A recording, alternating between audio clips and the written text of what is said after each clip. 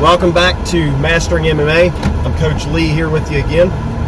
So on yesterday's video, I made a little mention of bad coaches.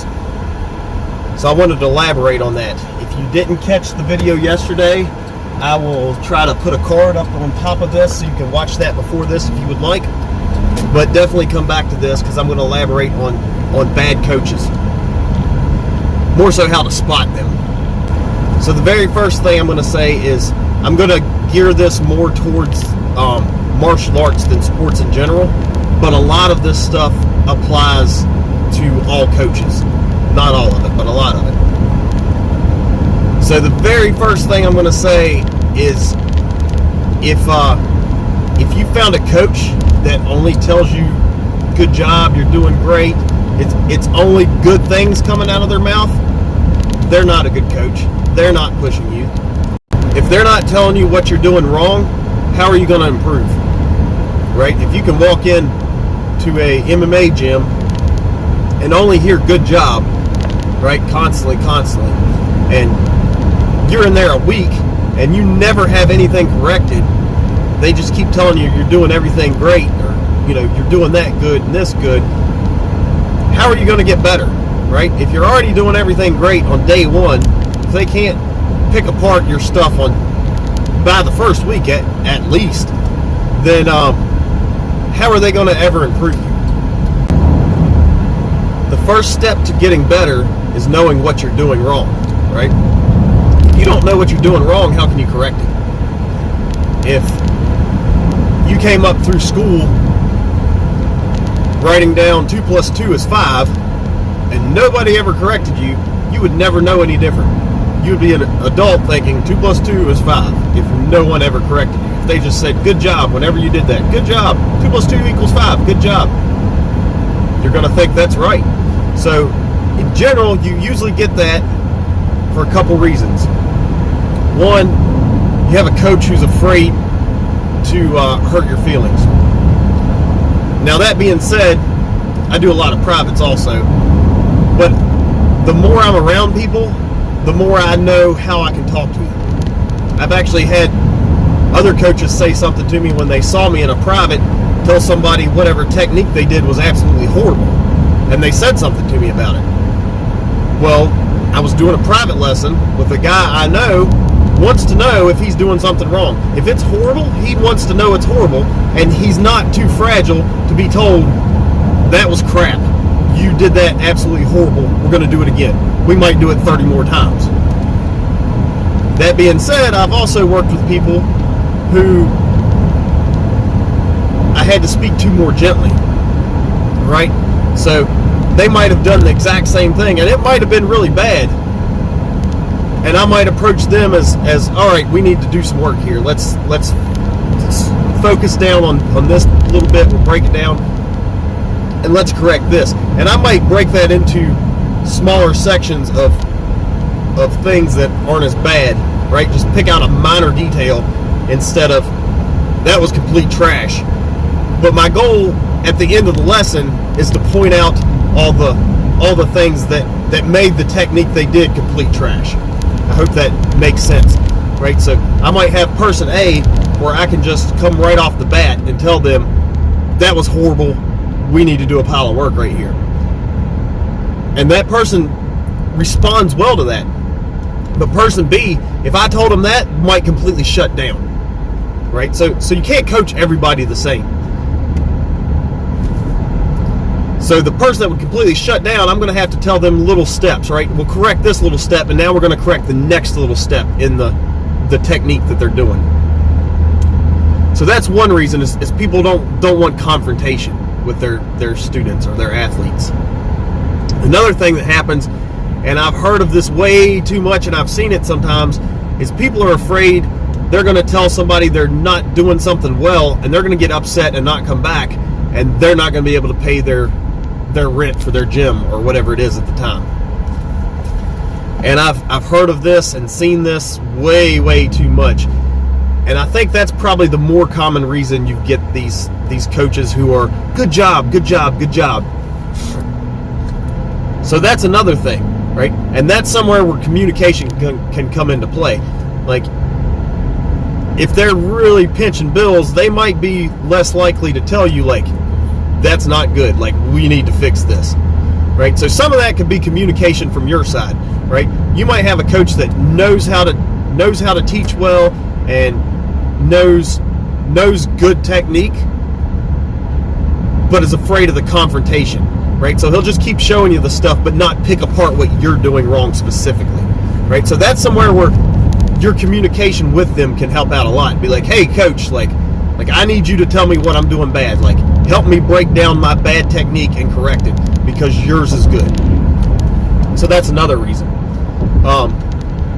And the last reason I'm going to give, and I'm sure there's other reasons, but these are the three that I really see big issues with, is and it actually absolutely burns me up, is coaches that have no clue what they're coaching, right?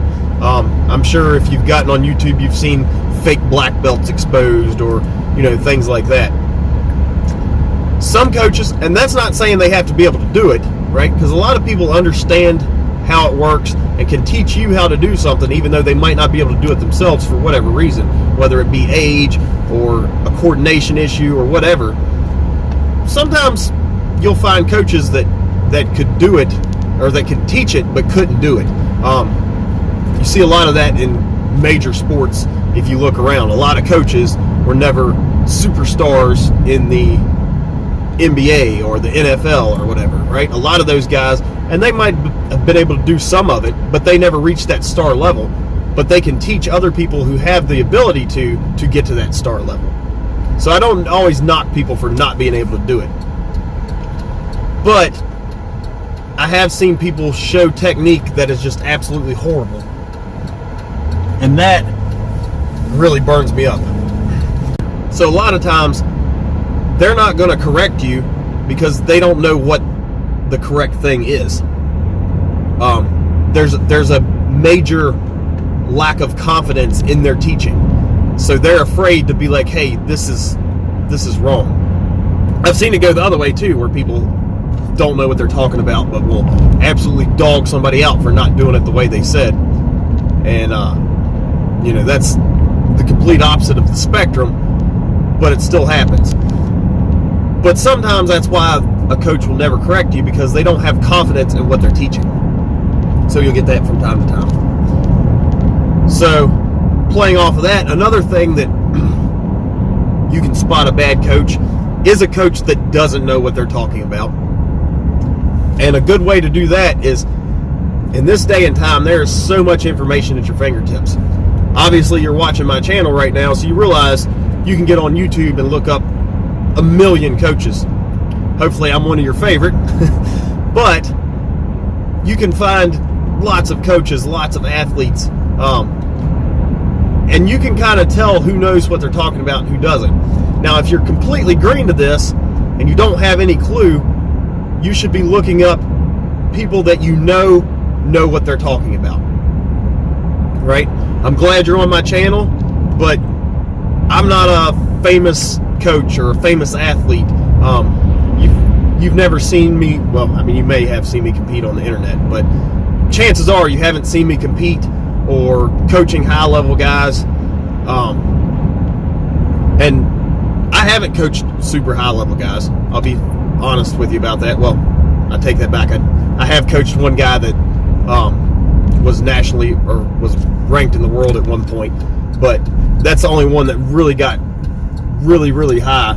And he wasn't so much a famous name, though. He never fought in the UFC or anything like that. But I've coached quite a few pros, and I've been around a long time and been around a lot of good coaches. So I've been blessed with that. But if you're super green to this, you don't really know who I am. So you're taking a risk watching me. Granted, I'm glad you are, and I'm giving you the best knowledge that I can give you, which is, in my opinion, very good, and from a lot of other people's opinions too. But you really don't know me from Joe Blow in his garage, who's never been coached a day in his life and just watched some UFC videos from the very first one and decided he was going to make a video. That being said, he might have something really neat that you never saw. But if you don't know what you're looking for, those aren't the videos you should be watching. You should be watching the Danahers and the Greg Jacksons and people of that nature.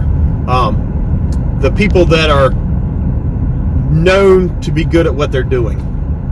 So check more of that stuff out. And if your coach isn't anywhere along those lines, right? Not saying he needs to be showing the exact same stuff, but if he's not along those lines, there's an issue, right? If most of the stuff he's showing isn't at least lining up somewhat with people you know what they're talking about, then that's a good chance that your coach is just feeding you some BS there somewhere. And you might want to start looking around. Another thing I think really shows if a coach is bad is if they're very closed-minded. If they are, this is the only way that this can be done, there is no other, if it's not this, it's wrong, very black and white, I find that definitely limits people, or limits their learning ability, right? I've found there's definitely not a black and white to this. If you look at pick 5 coaches that you know are very good coaches and compare them showing the same technique. You'll probably get 5 very similar but different techniques from the 5 different coaches. Another thing I think will, it's not necessarily how to spot a bad coach, but how you can spot a good one is if they tend to genuinely care about their students. I've always noticed that, like, the coaches that I've seen, not just for myself, but like that I've seen with other athletes, is the ones that seem to genuinely care seem to be the best coaches. I know myself, when I have guys fighting, I am way more nervous than when I fought. When I fought, it was like, all right, we're going into a rough practice. When I have guys fighting that I'm coaching, I feel butterflies, I feel nervous. It's something totally different. And I try to give my fighters 100%. I try to give them everything I can give them. That being said, like, there's limitations to, how much I can work with them because of time and this and that and the other. But the time I get to spend with them, I try to give them everything I can. And not just my fighters, even the people that are in my classes that have zero intentions of fighting, I still want to give them 100%. I still want to be able to improve them a little bit each time, because I do genuinely care about the people that are coming into the gym. They've become like family. So I honestly feel that's a way to spot a good coach, right? If your coach seems to genuinely care, they're probably going to give you the best they can give you. And that makes a big difference too. To sum this up, that's a couple ways that you can spot some bad coaches, and I'm sure you all have got some ways too, so please let me know in the comments. Anything we can do to help each other out as a community, that would be great. So somebody might be watching this video and you might have something to add that you put in the comments and they read, and it helps them spot a bad coach and helps them move to a better gym to improve themselves better. So definitely let me know if you've got some other ways to spot bad coaches. And if you haven't already, click like on this video, subscribe, hit the notification bell so you don't miss anything, and share this all over your social media. I'm really trying to grow my page, so anything you can do to help, I greatly appreciate. And we will catch you next time on Mastering MMA with Coach Lee.